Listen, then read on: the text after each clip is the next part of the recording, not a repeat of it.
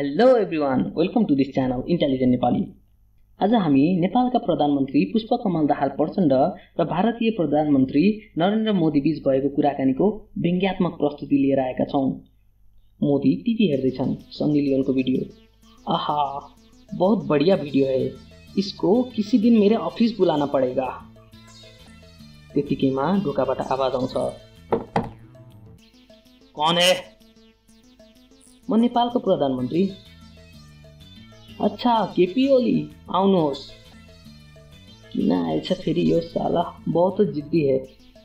म केपी ओली होइन, प्रचण्ड हो। हाहा, नेपालबाट जो आए पनि म प्रधानमन्त्री भन्छ यार। होइन, कोलाई विश्वास गरौँ? म नै हो नेपालको प्रधानमन्त्री। यहाँ आफूले आस्कोट फेर्न भ्याएको छैन, 3 जना म प्रधानमन्त्री हो भन्दै भारत आइसके यार। जा है नेपाल फर्केर, म गर्दैन सम्झौता।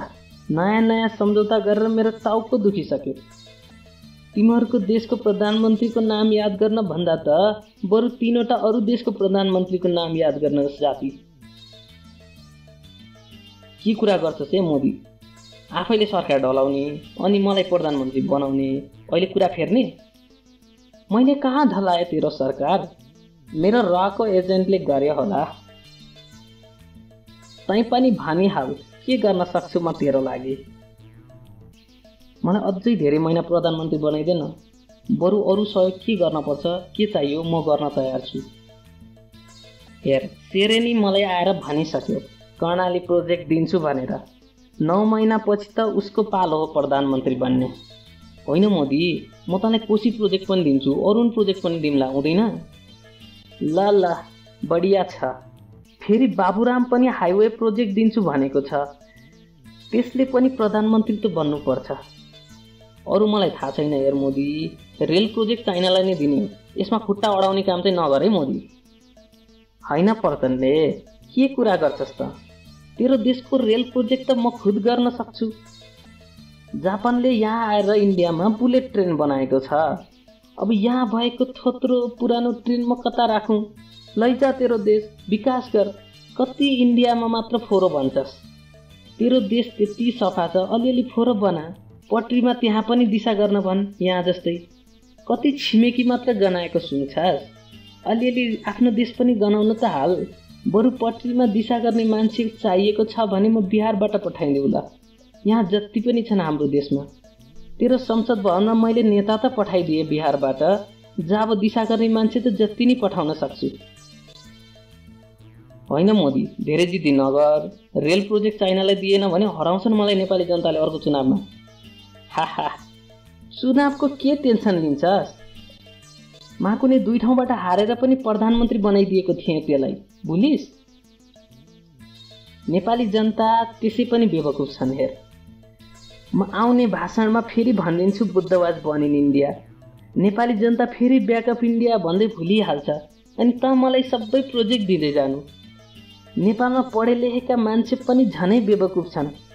जस्तो सुकै भ्रष्टाचारी नेता मन्त्री भए पनि फेसबुकमा सेल्फी खिचेर राखिहाल्छन्। तेरो देशमा जीव हजुरी धेरै गर्छन् नेताहरूलाई। साले तिमीहरूलाई मोज बहुतै छ है। कुरा त सही हो हेर तेरो पनि मोदी। जोस् धोका दिइस् भने राम्रो हुने छैन। यो एउटा विद्रोही छापामारको कसम सम्झेस्। बरु प्रचण्डले भनेको मान्छस् भने अलिअलि देश विकास गर्दे त, मेरो लागि भए पनि। मेरो त लास्टै बेइज्जत भइसक्यो यार। ओबामाले नि धाक लाउँदै भन्छ मैले लिबिया बिगारे, सिरिया बिगारे, इराक बिगारे भन्छ। पुटिनले पनि मैले युक्रेन बिगारे भन्दै धाक लाउँदै हिँड्छ रे। मैले अस्ति त्योसँग व्हाइट हाउसमा भेट्दा मैले पनि नेपाल बिगारे भने उनीहरू साला सब हाँसे। साला बिग्रेको देश बिगारेर के हिरो भन्छस् पो भन्छन् त यार। मेरो रेपुटेसनको ख्याल राखेर भए पनि अलिअलि देश विकास गर्दे त, अनि बल्ल देश बिगार्न मजा आउँछ। त्यसपछि म नेपाल बिगार्छु। फेरि तेरो देशका नेताहरू पनि बेकुबै छन्, मलाई त बुझ्नै गाह्रो।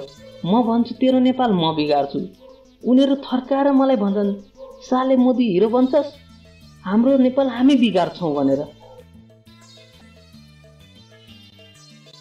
त्यसैले देख प्रचण्डले, म खुद भनिरहेको छु, 2 वर्ष प्रधानमन्त्री बनिहाल। अलिअलि देश विकास गरिहाल, तब बल्ल बिगार्न मजा आउँछ। अनि म सानमा पुटिन र ओबामालाई पनि भन्छु, देखिस् मैले पनि नेपाल जस्तो त्यति राम्रो देश बिगारे भनेर। Thank you for watching this video. यो एउटा सटाइरिकल भिडियो हो। नेपाली लिडरहरूलाई चेतना होस्, हामी स्वाभिमानी नेपाली जनता घर बसी बसी सबै कुरा देखिरहेका छौँ र बुझिरहेका छौँ। त्यसैले हाम्रो स्वाभिमानमा आँच आउने कुनै सम्झौता नगर्नुहोला। सबै नेपालीहरूको हृदयदेखि नै अनुरोध। भिडियो सक्दो सेयर गर्नुहोला ताकि हाम्रो लिडरहरूसँग पनि यो कुरा पुगोस्। हामी सबै मिलेर सँगै आवाज उठायौँ भने हाम्रो आवाज अझै बुलन्द हुनेछ। त्यसैले सब्स्क्राइब गर्न नभुल्नुहोला। देश र जनताका हितमा यस्ता अरू थुप्रै भिडियो ल्याउने प्रयास जारी नै छ। धन्यवाद अनि किप स्माइलिङ।